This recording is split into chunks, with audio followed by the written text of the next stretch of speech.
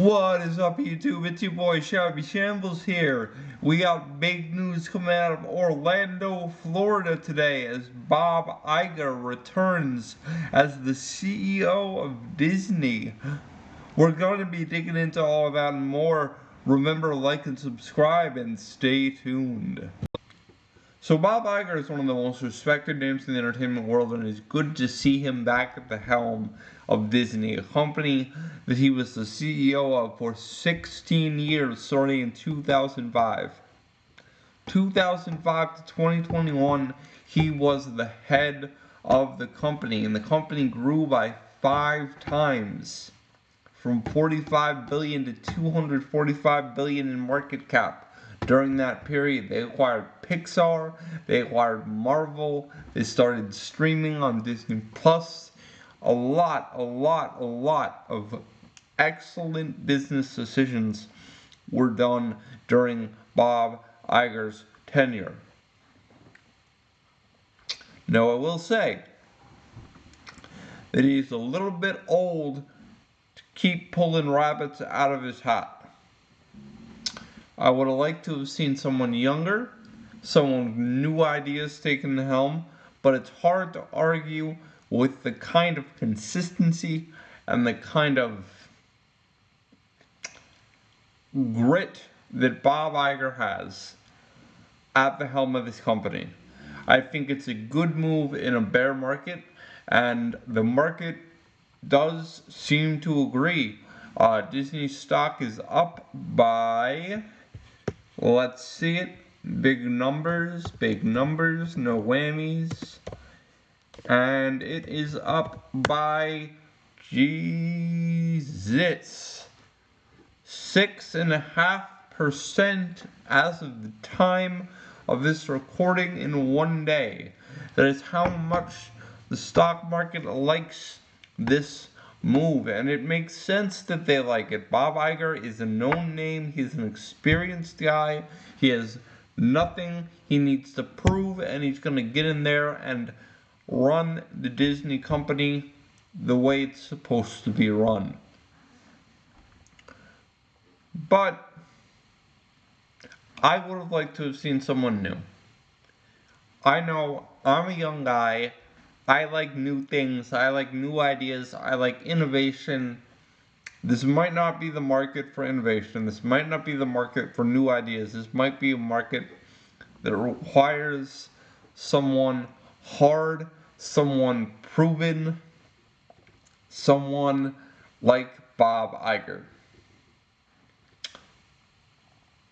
But we will have to wait and see. He did amazing things during his first tenure, and I'm looking forward to where he takes it. The Disney company is one of my favorite companies. It's hard to deny that the work that they have done over the past, it's been about 100 years since Steamboat Willie at this point. And the work that they've come out with has been unfailingly impressive. From Steamboat Willie to Black Panther 2, there were a few misses, but there were way more hits, and not just hits, but out of the park grand slams out of that company than misses. And it's good to see it in good hands. It's good to see. It's such a foundational American brand, and it's good to see that it's being run by competent individuals. On to other news. Palantir, my favorite stock, ticker symbol PLTR, announced today an emergency shareholder meeting. I'm not sure what's going on. This might be kind of a routine thing they do. This might just be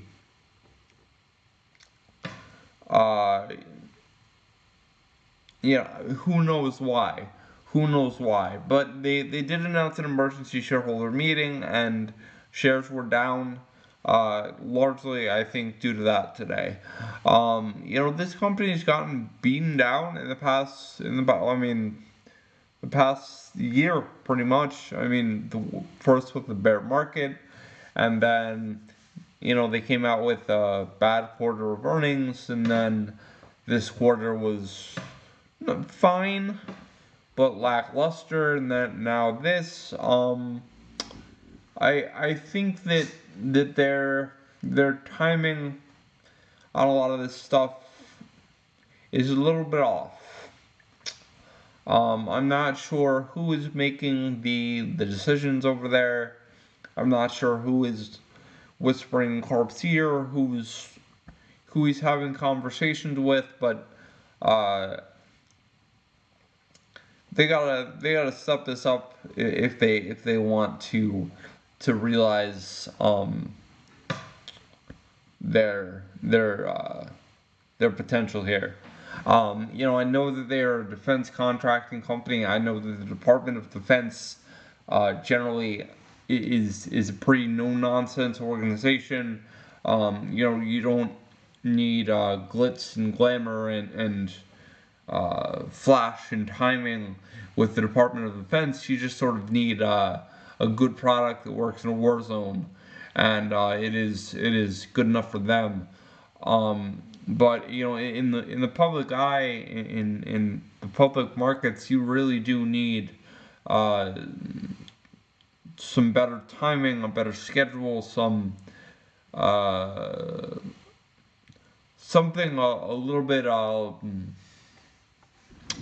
more focus on presentation out of this company, because they really are an amazing company. They're doing fantastic things that they just keep kind of falling on their face and tripping over their own shoelaces.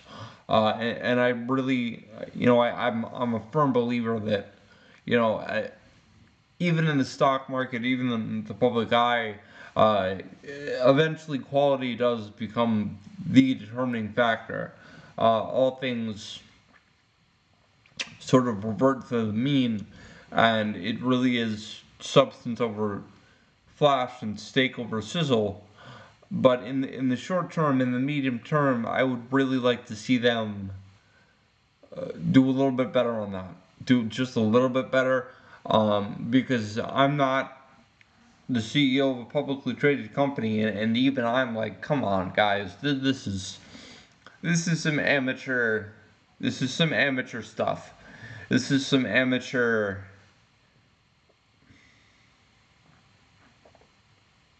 ball you're playing over here, and you need to time things better. You need to anticipate better. You need to do better public relations than you have been.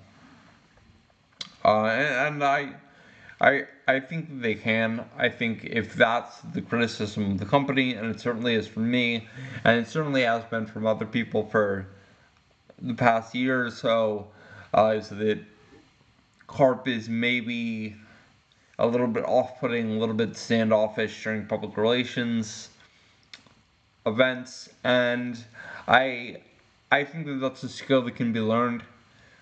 I would rather have a company making an incredible product and focusing on that and bringing their public relations segments along behind that than the other way around. Certainly, certainly, certainly, certainly.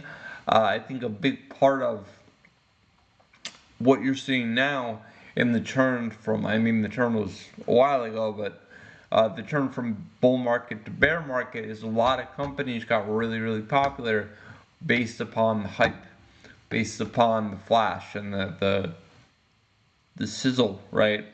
A lot of companies got hot, and now we're seeing true tests, and we're seeing uh, the hype die down, the heat die down, and I think we're seeing a reversion to a more sober market. And I think Palantir is going to do very, very well in that market. Don't get me wrong, but presentation still needs to pick up a little bit. It makes them look like they are getting caught with their pants down too often.